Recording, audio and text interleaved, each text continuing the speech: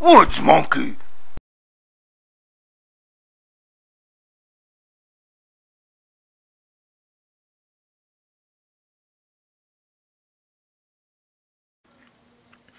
Very simple. We're melting our Christmas candles in a double boiler. There's water surrounding out here. Got sterno going on underneath here.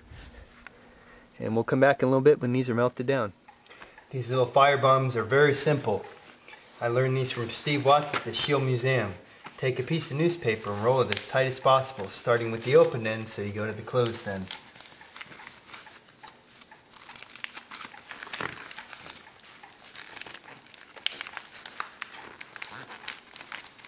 Remember to try and keep it as tight as you can.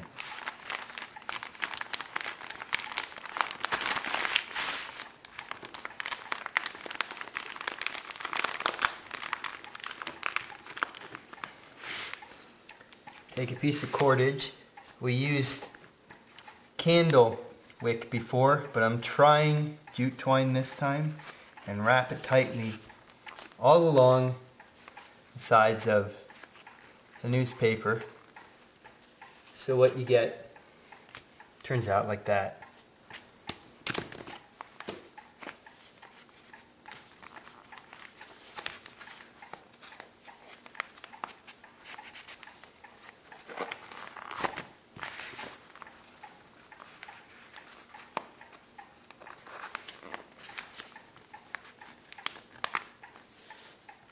The next part is the funnest part of the whole project. You want to lay your twine in such a way that each part is sectioned out. Take a very sharp axe and cut it accordingly. Now it requires accuracy. So you want to make sure that you hit each one.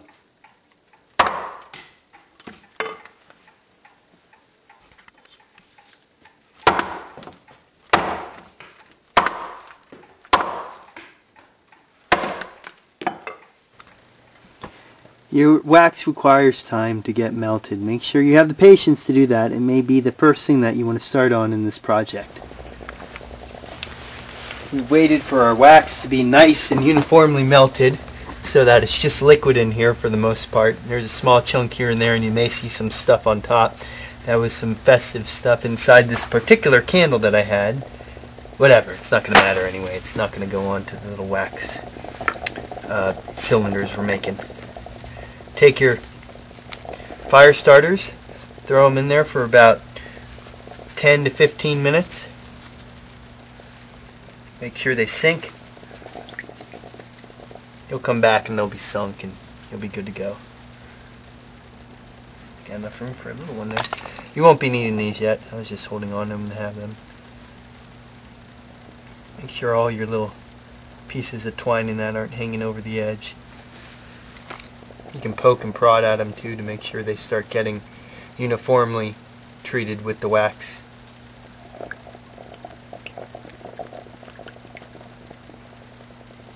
So let them sit in there for about 10 to 15 minutes.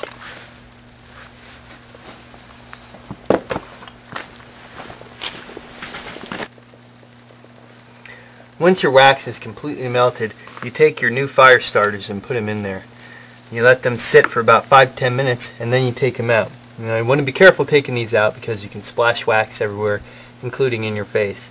I'm using just some old bamboo skewers here, chopstick style, because whatever you use to dip in here will get very waxy, and this wax will get all over the place, and it's a pain in the rear to clean up.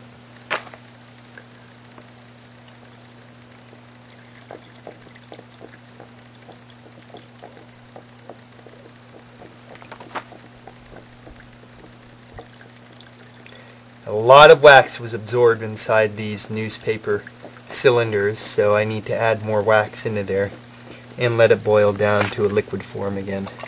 So I'm going to take another old candle, break it into pieces, because if I put that whole one in there I'll be waiting all night for it to melt down, and let those pieces melt out.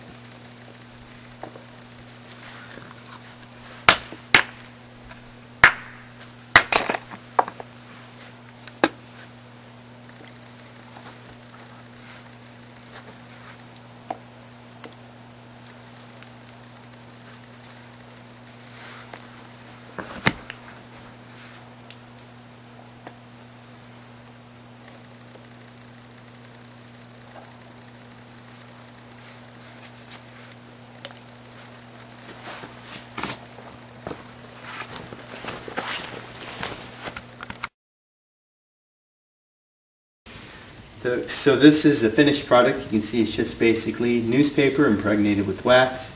Depending on how long you've let it sit inside the wax, when it's in liquid form, will dictate how long it lasts. These can go anywhere from 15 to 30 minutes, and they can light large pieces of wood such as these without having to cut your firewood into smaller pieces. You can use a twine here that's wrapped around it as a fuse, almost. Just get it lit and let it hit one of the sides.